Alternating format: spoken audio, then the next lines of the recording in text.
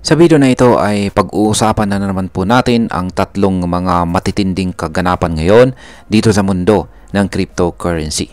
Mula po sa isang nakakabiglang $500 million na naipon ng isang meme coin project na si Pump.Fun hanggang sa kasunduan sa pagitan po ng BlockFi at ng US Department of Justice.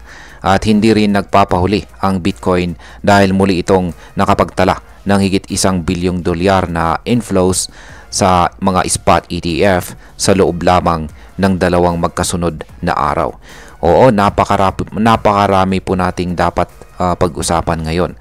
Kaya siguraduhin po ninyong tapusin ang video na ito para mas lalo po ninyong maintindihan kung paano po apektado ang crypto market at kung ano po ang dapat nating gawin bilang mga Pinoy crypto enthusiast. Pero bago po tayo magpatuloy ay pakibasa na lamang po muna ang disclaimer dito po sa ibaba ng ating screen. Yan, simulan po natin sa unang malaking balita natin dito kung saan ay tungkol po dito sa Pump.Fun. Ayan, meme coin launch platform Pump.Fun raises $500 million in ICO. Paano nga ba naipon ni Pump.Fun ang $500 million sa loob lamang ng 12 minutes? Ayan, 12 minutes. Una po sa listahan natin ngayong araw ay ang nakakabiglang tagumpay ni Pump.Fun, isang meme coin launch platform. Para sa mga hindi pa pamilyar, ang Pump.Fun ay isang lugar kung saan pwedeng mag-launch ng mga bagong meme coins o mga coin na galing sa internet culture.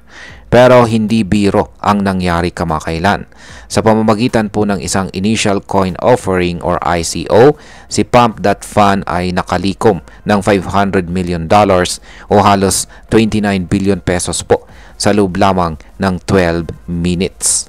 Ayon po sa mismong platform, 18% ng kanilang mga token ay inilaan para sa institutional investors, habang 15% naman ay para sa mga retail traders na tulad natin.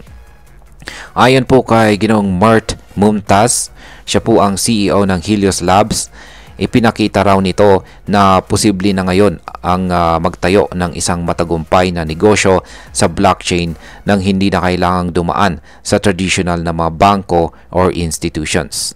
Dahil po sa tagumpay na ito, maraming investors at saka venture capitalists ang natuwa at nagtanong, babalik na kaya ang uso ng ICO tulad po noong 2018? Noon ay naging mainit po ang ICO bilang paraan ng pagkuha ng pondo. Pero napahinto ito dahil sa mga regulasyon mula sa SEC sa ilalim po ni Ginoong Gary Gensler. Ayan ang tindi ng Pump.Fun.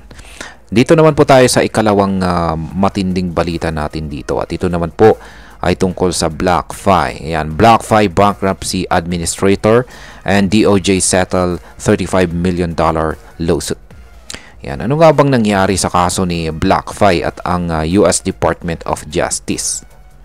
Habang may mga bagong project na kumikita ng malaki, may mga project rin na pilit na tinatapos ang kanilang mga problema.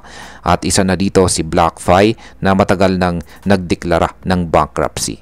Ngayon ang administrator na namamahala sa pag-ayos ng mga utang ni BlockFi ay nakipagkasundo na po sa US Department of Justice or DOJ tungkol sa isang $35 million na crypto transfer case.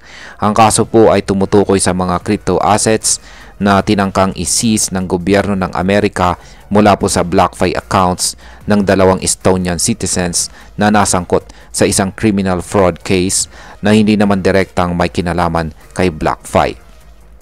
Matagal na itong usapin, simula pa noong May 2023, pero ngayon lang ito naresolba. Ayon po sa korte, ang assets ay dapat mailipat sa gobyerno ng US bilang bahagi ng kasunduan. Ang hukom po na si Judge Michael B. Kaplan ng US Bankruptcy Court ang siyang nag-approve ng agreement. Sa madaling salita, kahit na wala ng kasalanan si BlockFi sa kaso, nadamay pa rin ang ilang bahagi ng kanyang pondo. Isa po itong paalala sa atin kung gaano po kahalaga ang regulasyon sa crypto space at kung gaano po ito kalalim kapag umabot na sa korte. Ayan. Dito na naman po tayo kay Bitcoin. Ayan, US Bitcoin ETF record first back-to-back $1 billion inflows. Ayan, ano nga bang ibig sabihin ng higit $1 billion na inflows dito sa Bitcoin ETF? Ayan, nitong nakaraang Friday, ang spot Bitcoin ETF sa Amerika ay muling nakapagtala ng inflows na umabot po sa higit $1 billion. At ito na ang pangalawang sunod na araw na umabot sa ganitong halaga. Ayon po sa datos ng Farside Investors, nitong Huwebes ay may $1.17 billion inflows at sumunod naman ng $1.03 billion kinabukasan. Kaya kung pagsasamahin, mahigit $2.2 billion ang pumasok sa Bitcoin ETF sa loob lamang ng 2 araw. Ayon po kay Ginoong Nate Geraci, siya po ang presidente ng Nova Diaz Wealth Management. Simula pa noong January 2024 launch ng spot ETF, pito lang ang mga araw na umabot sa ganyang kalaking inflows. At 2 sa mga ito ay naganap nitong linggo. Ibig sabihin lang nito, tuloy-tuloy po ang interest ng mga malalaking investors kay Bitcoin. Hindi lang ito mga retail traders na tulad natin, kundi mga institutions na may malalaking kapital. Posibleng epekto ito ng patuloy na pag-akyat ng presyo ni Bitcoin sa mga susunod na araw. Ngayon ay pag-usapan na po natin ang posibleng epekto nito para sa atin bilang mga Pinoy crypto enthusiast. Sa dami po ng mga nangyayari ngayon, dito sa mundo ng crypto, malinaw na isa lang ang direksyon na tinatahak ng industriya pataas. Pero hindi ito nangangahulugan na dapat tayong pumasok ng padalos-dalos. Yan, ang matagumpay po na ICO ni Pump.Fun ay nagpapakita na buhay pa rin ang hype sa mga meme coins. Pero tandaan natin, ang bilis ng pagtaas ay pwede ring mangahulugan ng mabilis na pagbagsak. Kaya importante pa rin ang research at pag-intindi sa project bago po tayo mag-invest. Ang kasunduan naman dito sa pagitan ng BlockFi at DOJ ay paalala na kahit stable po ang isang platform noon, pwede pa rin itong mabagsak dahil sa legal issues. Kaya wag po nating isusugal ang lahat ng ating pera sa iisang platform lamang. Yan, dito naman kay Bitcoin ay ang patuloy po na pagpasok ng pera sa mga ETF ay isang sinyales na nanunumbalik na ang kumpiyansa ng mga malalaking investors. Posible rin itong magsilbing tulay para mas maging mainstream si Bitcoin sa buong mundo. Yan, bilang panghuli, ang masasabi ko naman tungkol dito ay nakakatuwang makita na mas lalong nabubuhay ang crypto industry. Ang balita tungkol kay Pump.Fun ay nagpapaalala sa atin na malaki po ang potensyal ng mga bagong ideya kapag tama ang timing at saka execution. Ang tagumpay po niya ay inspirasyon sa mga developers na gustong magtayo ng sariling project on-chain. Pero tulad po ng lagi kong paalala, ay hindi lahat ay kumikislap na ginto. Yan, hindi po lahat ng kumikislap ay ginto.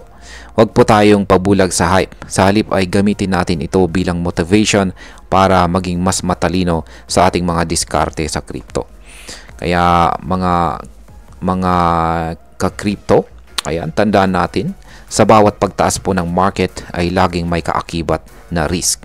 Pero sa tamang kaalaman, research at pasensya, posible pa rin nating mapakinabangan ang mga oportunidad. At ayan, hanggang dito na lamang po tayo sa video na ito mga ka-crypto. Marami pong salamat sa panonood. Ingat po tayo lagi at God bless po sa ating lahat.